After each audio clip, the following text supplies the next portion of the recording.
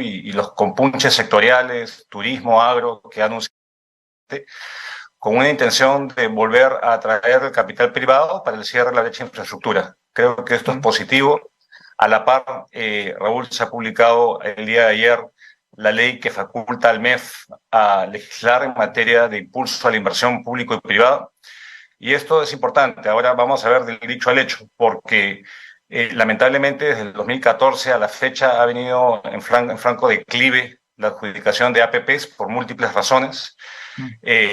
Una de ellas es quizá la superposición de funciones, lo dilatado que toma, en el Perú toma 3 veces más el tiempo que en países como Brasil o como Colombia adjudicar una APP.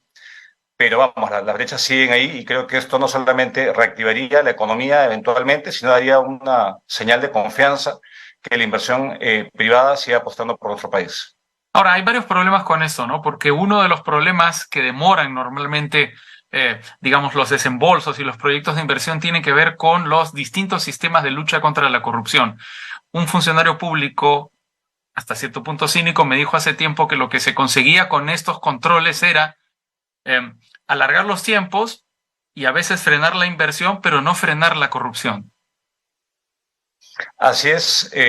Ahora, yo creo que, siendo justos, la Contraloría ha hecho una reforma importante a partir del año 2018. Yo he escuchado del propio Contralor, donde para impulsar este control concurrente que se hace incluso desde la preinversión hasta la propia adjudicación de una obra, se está fortaleciendo la capacidad técnica de la Contraloría, justamente en aquellos aspectos donde adolecía y las auditorías eran malas.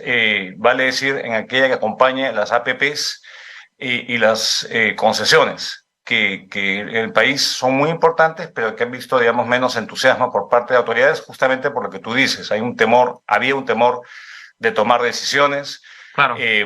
Expedientes mal hechos. Usualmente los ministerios son los que encargan a Proinversión la promoción de la inversión privada y en perfiles sin mucho detalle, sin mucho estudio. Entonces creo que el acompañamiento eficaz que la Contraloría haga, en tanto sea eficaz, va a actuar menos como un desincentivo para la toma de decisiones. Acá lo que se requiere con urgencia es decidir, tomar decisiones y obviamente con el máximo rigor y transparencia para no ocasionar problemas a la persona que las toma y obviamente una afectación al erario público y en general a los contribuyentes que finalmente pagamos estos sobrecostos.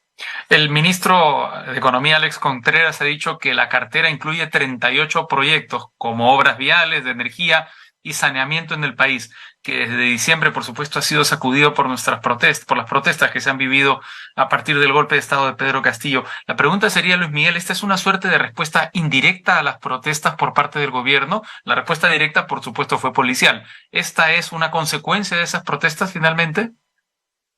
Bueno, que yo creo que en parte sí, porque lo que yo incluso he venido sugiriendo en distintas entrevistas es que aparte del control obviamente, de los disturbios, del desorden interno, es hacer un planteamiento de desarrollo que justamente encare estos problemas que sufren muchos peruanos, que no tienen acceso a agua las 24 horas al día, o que tienen muy deficiente atención hospitalaria, o que se están cayendo a pedazos los colegios, que si viene un terremoto, Dios nos libre, o un siniestro, se cae, el 30% de los colegios se derrumbaría. Entonces, sí, creo que esta apuesta por acompañar de manera cercana a los proyectos de inversión, un acompañamiento técnico a los gobiernos regionales y especialmente a los municipales, donde las capacidades son bastante precarias, es una respuesta ante esta situación y bienvenida sea, porque ya venimos muchos años, no solamente a raíz de los disturbios y la violencia, con un Estado que no funcionaba, un Estado paralizado, y mientras tanto el descontento acumulado y la falta de obras se seguía, digamos, siendo una constante. Entonces creo que esto ayuda y también apuesta por impulsar el crecimiento a largo plazo, que en el Perú es una fracción de lo que era hace 10 años. Claro, digamos, este es un tema derivado de las protestas y un ejemplo que hemos mencionado varias veces en este programa. Como consecuencia de las protestas, un niño de meses muere por una gastroenteritis porque se estaba trasladando desde su casa hasta un hospital y tenía que hacer un recorrido de 6 horas. las protestas impiden que siga avanzando y eso termina ocasionando la muerte del niño. Pero no tendría nadie que recorrer 6 horas de carretera en el Perú para llegar a un hospital. Debería haber, digamos, una mayor cercanía del Estado, de la salubridad pública, a cada uno de los peruanos. No, desde luego, y creo que no es por una falta de recursos ni de plata, ¿no? Claro. Normalmente, y lo que motivó el hecho de pedir facultades es que todos los años, en promedio, se dejan más o menos 16.000 millones de soles sin ejecutar para obras de inversión pública.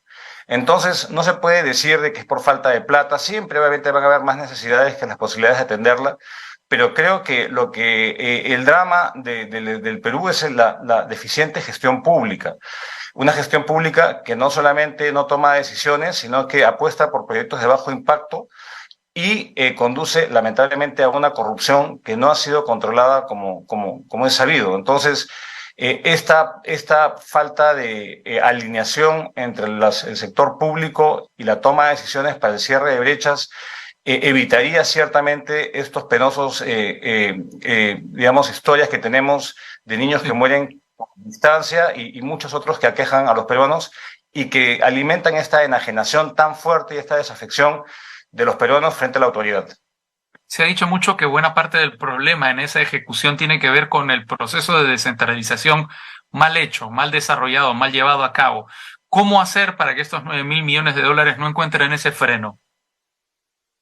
Mira, yo creo que importante es reconocer que es un proceso que es irreversible. Yo creo que postular una recentralización no es lo adecuado, pero vamos, aparte del acompañamiento técnico, construir capacidades, una Contraloría más presente, lo que se tiene que evitar, Raúl, en mi criterio, es esta atomización excesiva. Todos los años se siguen aprobando más distritos, más gobiernos locales. Y esto hace que sea mucho más difícil completar todos los requerimientos, los sistemas administrativos de planeamiento, de presupuesto, de contrataciones, de inversión, porque tenemos muchísimos, demasiados distritos y la respuesta de los políticos es crear más y más distritos que no responden a criterios técnicos. Entonces, creo que una forma de llegarle más es procurar una mayor escala. Y de hecho el ministro de Economía lo señaló hace poco, una declaración bastante sorprendente, que a veces hay gobiernos locales que les llega 5 soles para hacer obra pública, lo cual es absurdo. ¿Y por qué ocurre esto? Esto ocurre porque tenemos demasiados distritos, 500 distritos que no reciben canon, solamente se alimentan de un fondo que se llama el Foncomún, que se nutre de 2% del IGB, va a financiar este fondo, pero estos gobiernos locales lo que tienen es que se va incrementando el número de ellos y se gasta en gasto corriente innecesario, en locadores de servicios, y se deja muy poco presupuesto disponible para la obra pública. Entonces, Mm.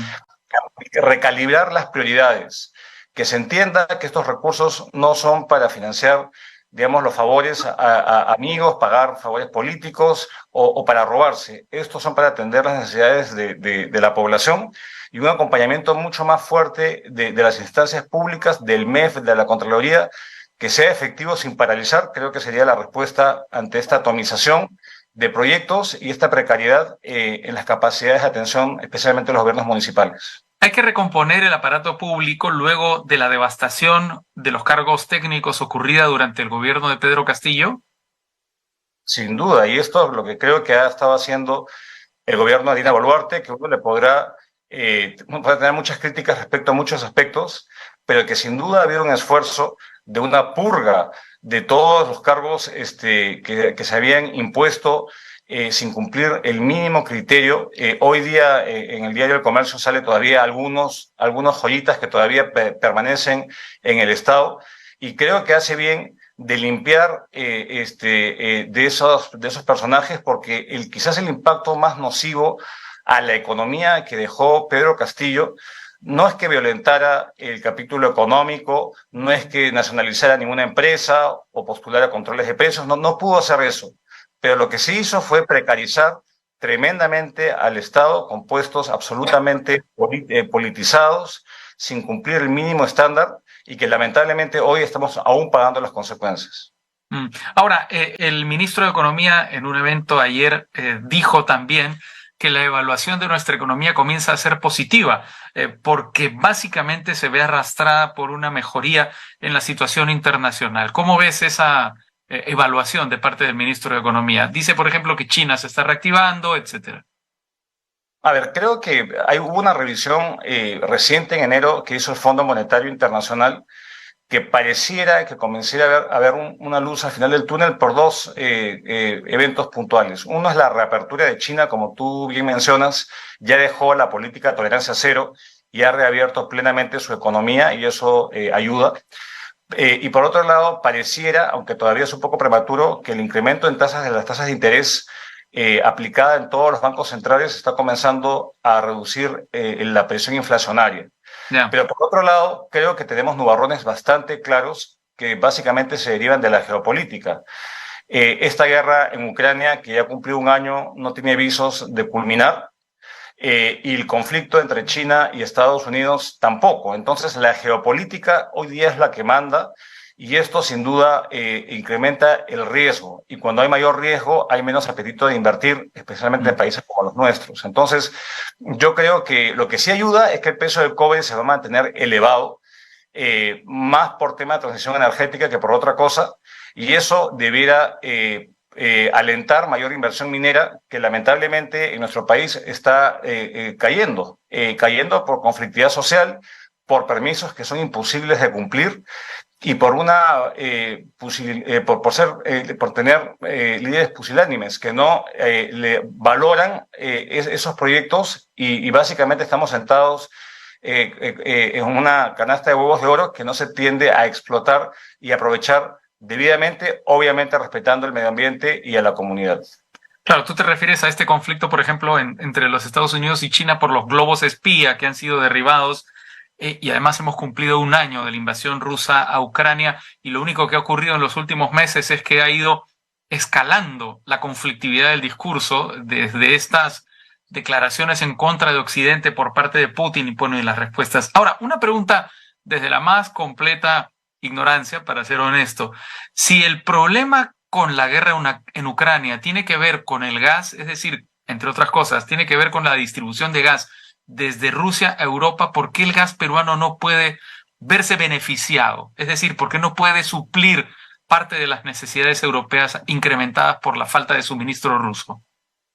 A ver, porque principalmente el gas nuestro es para, digamos, uso interno. Exportamos un poco de gas, pero nunca vamos a llegar, obviamente, a los niveles que se usan en Europa. Y la falta de suministro de gas sí tiende a ser un problema para Europa, que tiene un crecimiento mucho más bajo que el resto de sus vecinos, aunque están tratando de diversificar y depender menos de ese gas. Yo creo que tenemos un gran potencial en el país de invertirse en la infraestructura que hace falta.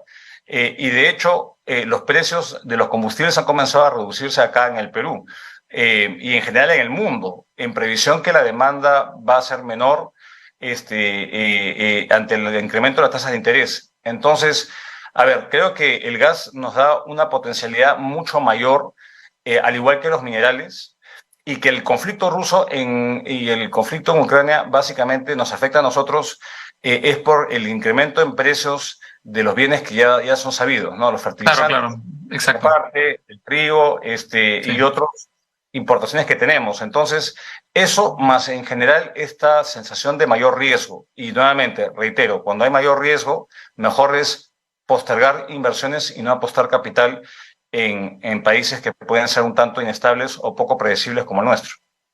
El ministro dijo también que proyectaban un crecimiento mayor al 3,1% para el 2023. Habíamos estado hablando de crecimiento negativo en algún momento. ¿Estás de acuerdo con ese entusiasmo? Bueno, creo que el rol de un Ministerio de Economía y un Banco Central es ser positivos y ser creíbles, ¿no? Yo honestamente creo que en tanto persista la incertidumbre ante nuestro porvenir político y esta espada de Damocles de la conflictividad social que ciertamente ha amainado, pero nada quita de que esto se vuelva a reactivar, ojalá que no, probablemente estemos ante un crecimiento por debajo de ello. La mayoría de analistas prevén de que el crecimiento este año va a ser menor que el año pasado, que cerró en 2,7%. Mi estimado personal es 2%.